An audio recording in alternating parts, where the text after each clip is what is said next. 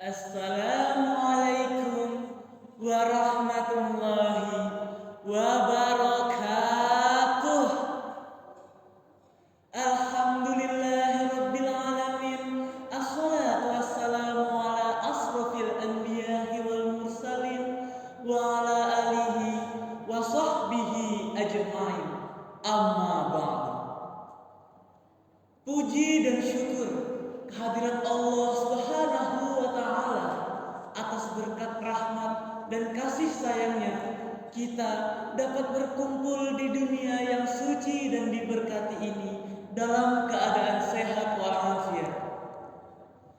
Sholawat serta salam senantiasa kita lantunkan kepada junjungan kita, Nabi besar Nabi Muhammad sallallahu alaihi wasallam. Atas berkat jerih payah beliau, kita dapat terbebas dari zaman jahiliyah menuju zaman ilmiah yang terang benderang seperti saat ini.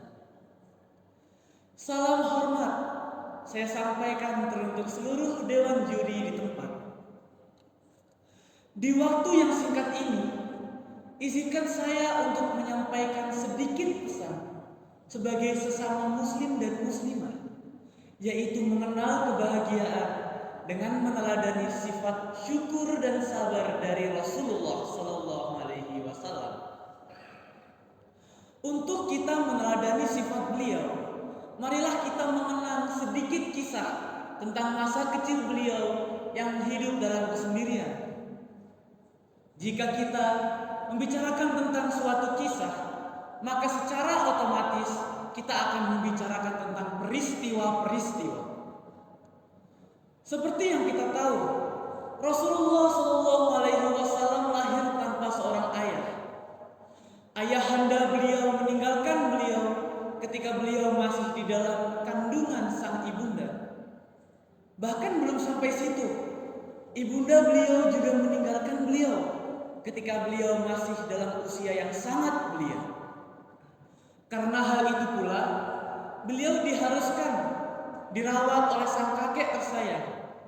Namun dalam kurun waktu yang sangat singkat, sang kakek juga meninggalkan beliau dari sisi beliau. Lalu mungkin kita bertanya-tanya, kenapa? Kenapa Allah begitu tega mengambil orang-orang tersayang dari sisi Rasulullah? Apakah hanya karena takdir atau sekedar kebetulan? Jawabannya ada dalam surah Al-Insyirah ayat 5 dan 6. A'udzu billahi minasy syaithanir rajim. Bismillahirrahmanirrahim. Fa inna ma'al usri yusra. Sesungguhnya setelah kesulitan ada kemudahan. Inna ma'al usri yusra. Setelah kesulitan ada kemudahan. Dari kedua ayat yang jelas dan singkat itu, kita mendapatkan jawaban bahwa Allah Subhanahu wa taala melakukan hal itu hanya semata-mata agar Rasulullah mampu bersabar. Agar Rasulullah siap jika suatu saat nanti Allah akan memberikan berbagai cobaan-cobaan kepada Rasulullah. Dan agar Rasulullah selalu dekat dengan Allah dengan mengingat Allah dimanapun ia berada.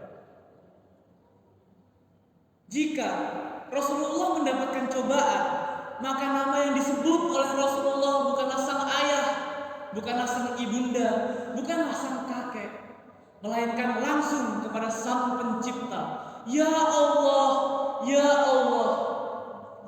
Hal itulah yang seharusnya kita teladani dari sikap Rasulullah. Meneladani bagaimana ia tetap bersabar dan bersyukur dengan mengingat Allah. Saudara-saudara yang berbahagia, dari Abu Hurairah, Rasulullah bersabda, ada seorang hamba berkata, hartaku, hartaku. Bukankah hartanya itu hanya ada 3? Makanan yang ia makan dan kemudian akan sirna. Pakaian yang ia kenakan dan kemudian akan usang. dan harta yang ia bagikan, yang sebenarnya adalah harta yang ia kumpulkan.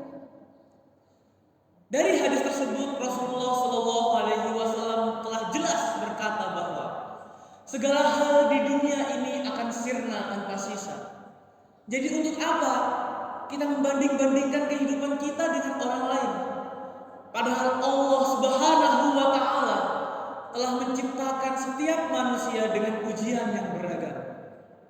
Ada yang penghasilannya bagus, tapi habis untuk menanggung hutang orang tua. Ada juga yang jabatannya tinggi, tapi pulang ke rumah mungkin 3 tahun sekali. Ada yang dekat dengan keluarga, tapi pendapatan hanya cukup untuk hidup sendiri. Jalan yang kita lalui sama-sama terjal. Yang membedakan hanyalah jenis batunya. Kebahagiaan seorang muslim tidak jauh-jauh dari kata syukur dan sabar. Teruntuk kita semua, jangan pernah berhenti untuk hidup dan berjuang. Karena di ujung nanti akan ada banyak sekali hal-hal baik yang disiapkan oleh Tuhan menunggu untuk kita jemput.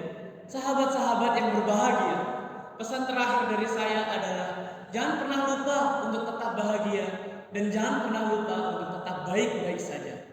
Sekian dari saya, kurang lebihnya mohon maaf dan terima kasih. Wabillahi taufiq wal hidayah. Wassalamualaikum warahmatullahi